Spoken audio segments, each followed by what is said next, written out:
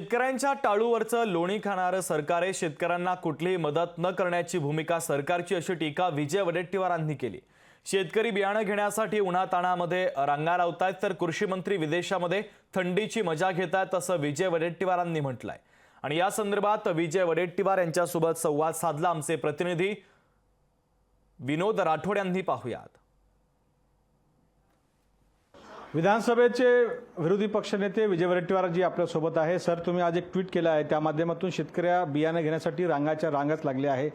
सरकारचं या ठिकाणी कुठल्या प्रकारचं नियंत्रण किंवा शेतकऱ्यांना मदत देण्याची भूमिका या ठिकाणी दिसत नाही. निवडणुकीच्या आचारसंहितेचा बागुलबुवा पुढे करून मुळात एकतर पीक विम्यापासून शेतकऱ्यांची फसवणूक करण्यात आली. या राज्यामध्ये केवळ 19 म्हणजे त्या बीड जिल्ह्याचा अंदाज घेतला आम्ही, बोगस लोकांना तो पीक विमा मिळाला, पण ओरिजिनल शेतकऱ्यांना मिळाला.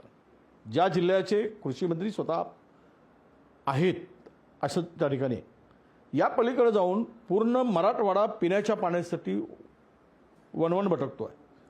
हजारो टँकर लावावे लागलेत.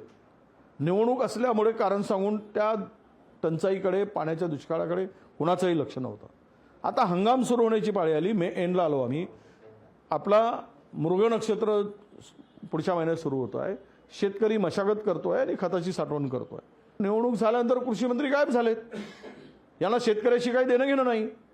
शेतकऱ्यांकडे आज हंगामाच्या तोंडावर बियाणासाठी जर शेतकरी लाईनीमध्ये उभा राहत असेल आणि मागच्या वर्षीच्या तुलनेत बियाणाचे दर 35 ते 38% वाढवलेत.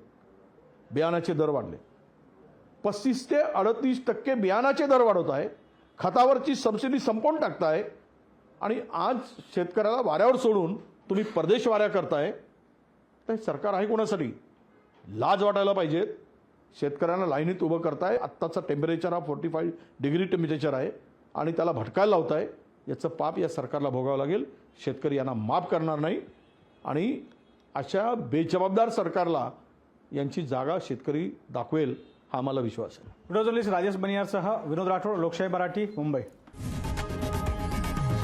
लोकशाही मराठी ऐका, पहा, जागरूक रहा.